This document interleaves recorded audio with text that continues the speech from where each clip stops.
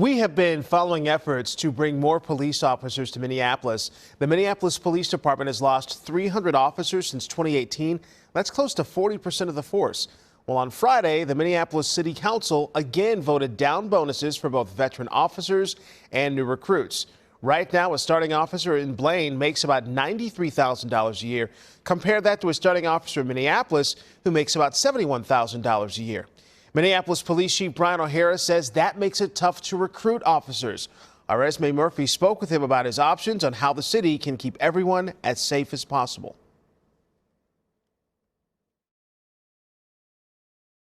We've had to rely more and more on mandatory overtime, and that creates burnout, and it also dissuades the younger generation from coming here. The younger generation wants more of a work-life balance, so it keeps folks from coming here. At the same time, the community is less satisfied with the services that we provide. So it kind of puts us into this spiral that we're trying to break out of, and I think we need to make financial investments to try and break out of that.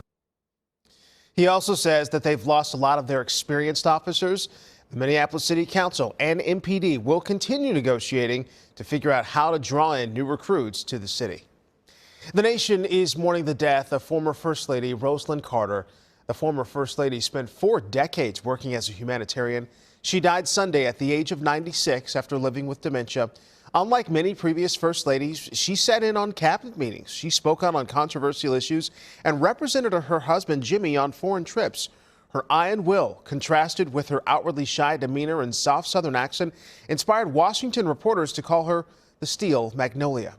Minnesota leaders are among those remembering the life of the former First Lady. Senator Amy Klobuchar spoke on the importance Carter played in her husband's success. Rosalynn Carter was a national treasure, and she was especially a treasure to Minnesota. That ticket was not just Grits and Fritz. It wasn't just Jimmy Carter and Walter Mondale. It was also Rosalynn and Joan. Governor Walz also commented on her passing, saying she, quote, embodied courage, grit, and integrity, and that we should all seek to follow her example. A Twin Cities staple mark when it comes to furnitures. A furniture store has been around since the late 1800s, and it's now closing its doors. Since 1895, the name Rosenthal has been synonymous with Twin Cities furniture. Rosenthal Contemporary Interiors had its downtown location along North 5th Street since 1955.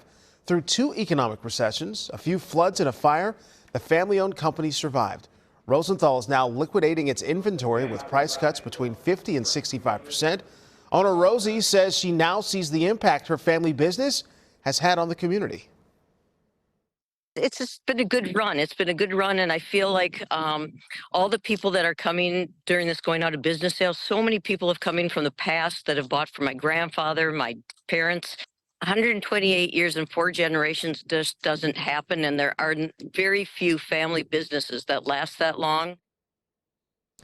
Both the downtown and Minnetonka stores will remain open until all the merchandise is sold. Expect big crowds if you're planning to travel this week for Thanksgiving. AAA expects more than 54 million people to fly or drive more than 50 miles to their annual big meal. Transportation experts say if you are driving, the best time to leave, that will be late Wednesday night or first thing Thursday morning. Airlines expect record traffic with some 3 million flyers on the Sunday after Thanksgiving, so make sure you're prepared.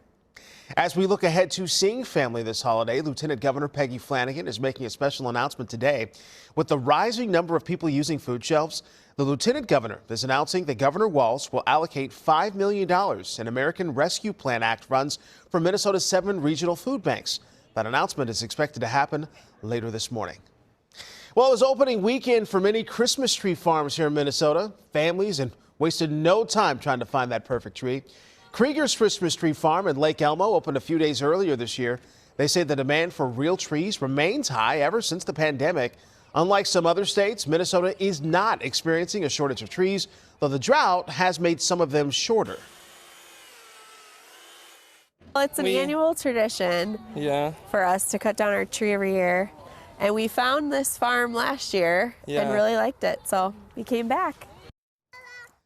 Reservations are required to visit Krieger's Christmas Tree Farm. They still have slots available, and they'll be open through Christmas Eve.